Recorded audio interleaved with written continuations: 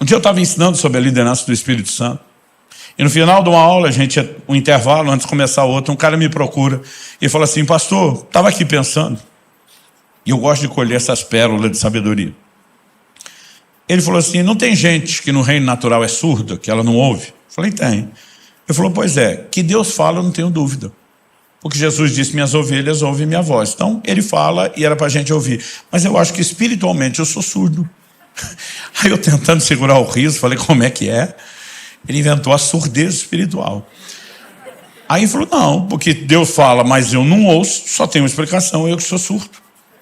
A hora que ele falou isso, eu estou tentando não rir, para não zombar do dilema dele. O Espírito Santo falou comigo.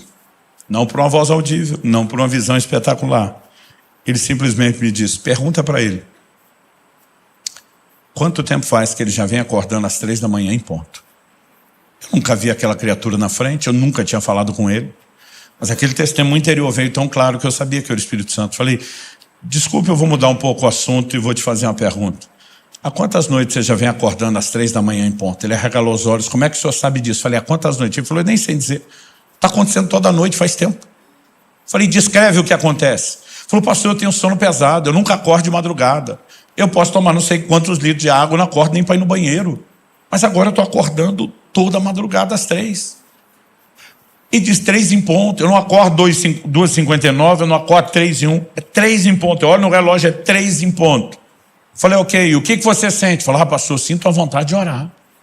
Eu falei: o que você faz? Falei: pastor, isso não é hora de orar, eu viro para o lado e durmo. Olhei para ele e falei: seu problema não é surdez espiritual. Seu problema é estupidez espiritual. Aí ele me olha: como assim? Eu falei: criatura, tu não tem nem cara que gosta de orar. Não acorde de madrugada nunca. Agora, de uma hora para outra, você acorda todo dia no mesmo horário pontual. Não é 2h59, não é 3h01. Qual a probabilidade estatística dessa coincidência acontecer toda a madrugada e você não só acordar no mesmo horário, mas acordar com vontade de fazer o que você não quer, que é orar? Eu falei: não te ocorreu que Deus está te chamando para oração?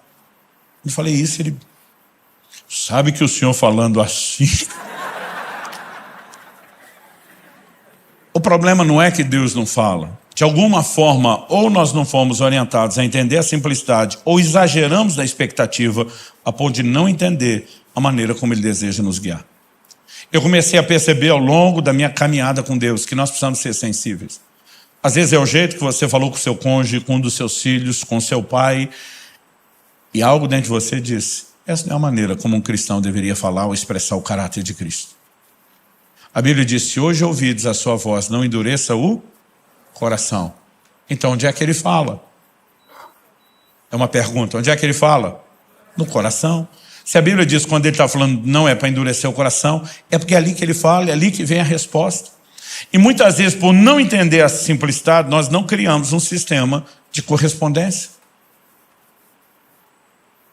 Mas à medida que eu e você aprendemos a nos exercitar naquilo que vamos percebendo que Deus está falando, nós começamos a progredir na experiência. Tanto porque vamos desenvolvendo sensibilidade, vamos aprendendo por meio das experiências, mas porque demonstramos a Deus fidelidade, o que nos permite ser promovido.